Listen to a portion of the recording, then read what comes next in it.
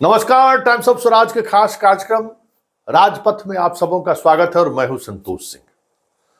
और आज हम राजपथ में चर्चा कर रहे हैं कि लोकतंत्र का बिगुल फूक चुका है। कहने को चुनाव आयोग से लेके पंचायत के पंचायत सचिव तक हर कोई लगा हुआ है कि वोटिंग परसेंटेज कैसे बढ़े, कि हम दुनिया को दिखा सके कि भारत का लोकतंत्र कितना मजबूत है। क्या बात है। लेकिन बड़ा सवाल है, इस लोकतंत्र में लोक कहां खड़ा हुआ है। जरा सोचिए कि 2024 पार्लियामेंट्री चुनाव का आगाज हो चुका है। आप किसको वोट करेंगे, किसके लिए वोट करेंगे, इस वोट से क्या होने वाला है। बहुत ही शांत मन से सोचिए और विचार कीजिए कि इस लोकतंत्र में आप कहां खड़े हैं और लोकतंत्र जिस दिशा में जा रही है वो आपके लिए कितना भला करने वाला है। पूरे दिन बात करिए तो शिक्षकों का फोन, जबरदस्ती जमीन कब्जा कर लिया, किसी को गलत मुकदमे में फंसा दिया, किसी को अस्पताल में इलाज नहीं हो रहा है, किसी को बेड नहीं मिल रहा है। मतलब जहां भी कहीं भी तंत्र के सामने आप जा रहे हैं तो आपको तंत्र ऐसा ही व्यवहार कर रहा है जैसा अंग्रेज व्यवहार करता था। फिर इस लोकतंत्र का मतलब क्या है। आज देखिए, आज आपके सामने कैसे उम्मीदवार खड़े हैं जिसको आप वोट कीजिएगा। भाजपा और जदयू उन्हीं चेहरों पर दाव लगाया है जिन चेहरों को आप 70 के दशक से देख रहे हैं। कोई नया चेहरा आपके सामने नहीं है, वही घिसा पीटा चेहरा, वही राम रहीम अल्लाह अकबर, हिंदू मुसलमान, भारत पाकिस्तान, राष्ट्रवाद, देश करने वाले लोग खड़े हैं। कोई चेहरा, एक भी नया चेहरा आपको दिखाई दे रहा है, वही पुराना घिसा पीटा चेहरा। और इसी चेहरे के बदौलत देश को दुनिया की सबसे बड़ी ताकत बनाने का दावा कर रहे हैं लोग। मुफ्त में बिजली देने का दावा आप कर रहे हैं। यही ना कि शिकारी आएगा, जाल बिछाएगा, दाना डालेगा, लोभ से फंसना नहीं। लेकिन हर बार हम लोग फंसते रहते हैं, इस बार भी फंसेंगे। लेकिन मेरा आपका भी भला हो, कभी सोचिए। बताइए, जदयू और भाजपा, इतनी बड़ी पार्टी कहती है भाजपा, उसके पास उम्मीदवार नहीं है बिहार में कि नए चेहरे को वो सामने ला सके। आरजेडी को देखिए हाल, ऐसा लग रहा है कि जितना थैली खोल सकूं खोल। देख लीजिए कि कैसे कैसे लोगों को टिकट दिया है। बताइए, जिस पार्टी पर आज भी बिहार में जंगल राज थोपने का आरोप है और जिसके सहारे 2005 से लेके आज तक बिहार में सरकार बनती आ रही है। अरे जंगले राज दिखाकर सरकार बन रही है बिहार में। नीतीश कुमार 2005 से लेके कल मोदी जी भी जो है सो कह दिए, उनको याद दिलाइए जंगल राज और नीतीश राज में क्या फर्क रहा। आज भी जंगल राज ही चुनौती है। फिर भी अशोक महतो जैसे लोगों को टिकट देने से लालू को थोड़ा भी गुरेज नहीं हुआ। भाई, हत्या, अपहरण, लूट, बलात्कार, कौन कौन मामले में दोषी 20 साल का सजा काट के आया है और उसको हम टिकट देने जा रहे हैं। बताइए, रामा सिंह को टिकट देने जा रहे हैं, मुन्ना शुक्ला को टिकट देने जा रहे हैं, जो सारे वही चेहरे हैं, जंगल राज के समय का वो चेहरा जिसको लेकर लोग शहर जाते थे। आज वही चेहरा उनके पास। कोई नया चेहरा आरजेडी के सामने दिख रहा है? या तो धनबल बली दिख रहा है या नहीं तो बाहुबली दिख रहा है। कोई तीसरा चेहरा है आरजेडी के पास? जो पैसा दिया उसको टिकट दिया है, परिवारवाद है। परिवार, दो बेटी चुनावी मैदान में है। बस जिसने पैसा दिया उसको टिकट दिया, बाकी बाहुबली सबको टिकट दे दिया। तो क्या, किस बदलाव पर आप वोट करने जाइएगा?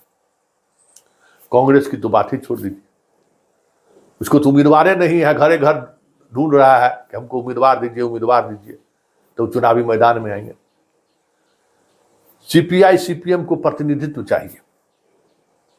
हमको लोकसभा क्षेत्र में प्रतिनिधित्व चाहिए, लेकिन न वो अब वो आंदोलन का उनका धार रहा, न जमीन से वो अब जुड़े हुए हैं, बस ऊपर में बैठ के लॉबिंग करके सीट लेते रहना है। किस उल्लास से बेगूसराय का मतदाता जाएगा सीपीआई को वोट करने के लिए, किस उल्लास से वोट करने के लिए जाएगा सीपीएम के उम्मीदवार को खगड़िया वोटर। यही नहीं कि गठबंधन में है तो चलो जाकर वोट कर देते हैं। तो जब इस तरीके से आप सोचिएगा तो उसी का लाभ उठाता है पॉलिटिकल पार्टी के लोग टिकट देने में। अब नवादा में जो वोट गिराने के लिए जाएगा अशोक महतो की पत्नी को, क्या सोच के जाएगा? मोतिहारी में जो वोट गिराने के लिए जाएगा व्यक्ति, राधा मोहन सिंह को, कितने 4 दशक से जो है ये आदमी राजनीति कर रहा है। कहाँ है मोतिहारी खड़ा? राष्ट्रीय ने अंतर्राष्ट्रीय स्तर पर मोतिहारी का अपना महत्व, क्या बदल पाए हैं वो मोतिहारी का? क्या बुनियादी तरीके से मोतिहारी बदला है? कुछ भी नहीं बदला है। वही पटना में फिर खड़ा हो गया है क्या? तो बाबूजी बीजेपी के नेता थे इसलिए बेटा को भी मिला और वकील हैं। क्या बदलाव, क्या बुनियादी बदलाव पटना में उन्होंने किया है बताइए? जहां देखिए ना हर साख पर उल्लू बैठा हुआ है। जिसको देखिए, जिसको टिकट मिला है जरा उसको गौर करिए। अब हमरे समस्तीपुर में दे दिया अशोक चौधरी के बेटी को, क्या मतलब है भाई? लॉन्चिंग पैड है कि बाप भी नेता, बेटा भी नेता और बेटी भी नेता है, और तो 3 पीढ़ी राजनीति में कर रहे हैं। वाह! और वैचारिकता देखिए ना, जिस चिराग पासवान ने जदयू के बुनियाद को हिला दिया, आज उसी पार्टी से अशोक चौधरी अपनी बेटी को चुनाव लड़वा रहे हैं। जब चिराग और नीतीश के बीच क्या रिश्ता है किसी से छुपा हुआ नहीं है। तो यही इनका कैरेक्टर है। इस कैरेक्टर पर कौन जाएगा इनको वोट करने के लिए? तो देखिए, और चिराग को देखिए, चले थे बिहार फर्स्ट और बिहारी फर्स्ट करने के लिए। देखिए कैसे लोगों को उन्होंने टिकट दिया है। खगड़िया से जिसको टिकट दिया उस गुंडा बैंक सुने थे ना, हाई कोर्ट उसकी मॉनिटरिंग कर रहा है। उस गुंडा बैंक से इसका रिश्ता रहा है। हर भागलपुर का व्यक्ति जानता है कि जिसको ये उम्मीदवार बनाया है उसका चरित्र क्या है, चेहरा क्या है। लेकिन उम्मीदवार है, अपने घर में बहनोई को उम्मीदवार बनाया है। तो आप नजर उठाकर देखिए कि 40 के 40 लोकसभा क्षेत्र में जिनको पॉलिटिकल पार्टी ने उम्मीदवार बनाया है, उसको आप किस आधार पर वोट करिएगा? पार्टी के आधार पर वोट करने की बात आप करते हैं, करते भी हैं, लेकिन क्या पार्टी में डेमोक्रेसी बची हुई है? पार्टी डेमोक्रेसी है? कैसे लोगों को वो टिकट देते हैं? चुनाव के समय में आप देखिए, अजय निषाद को था बीजेपी में, आ गए कांग्रेस में, रसीद ले लीजिए, आ जाइए, टिकट ले लीजिए। ऐसे भी होता है।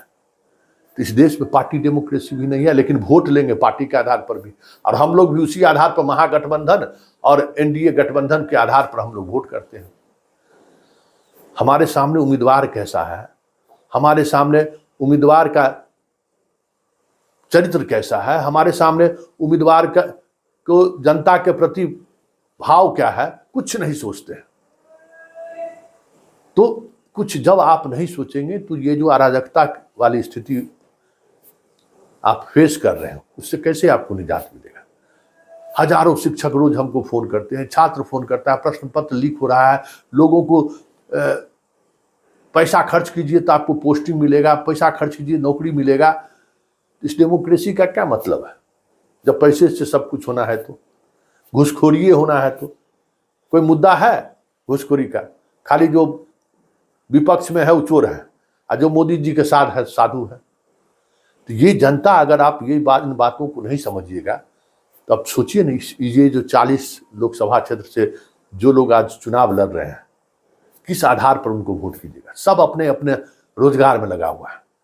कोई पैसा दे के सांसद बनना चाहता है कि हमारा इकबाल बना रहे, हमारा जो गलत धंधा पानी है वो चलता रहे। कोई परिवार को पार्टी बना के जो चाहता है कि परिवार में पीढ़ी दर पीढ़ी से लोग एमएलए एमपी बनता रहे।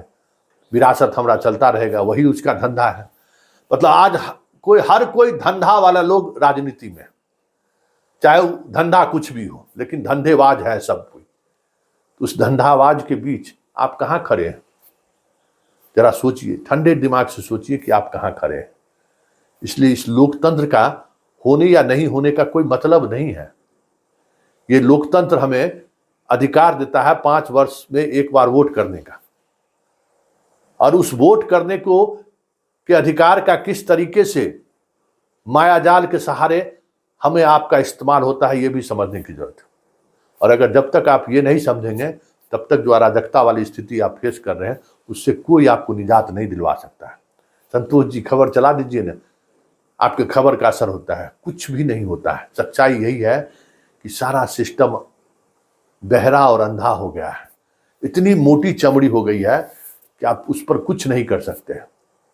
लोक लज्जा खत्म हो चुका है। इसलिए सोचिए, ठंडे दिमाग से सोचिए। ये वोटिंग परसेंटेज बढ़ाने का क्या नाश्ता नहीं बनाएंगे, पहले जाएंगे वोट गिराएंगे, ये सब जो स्लोगन है ना, ये सब स्लोगन छल है, छल।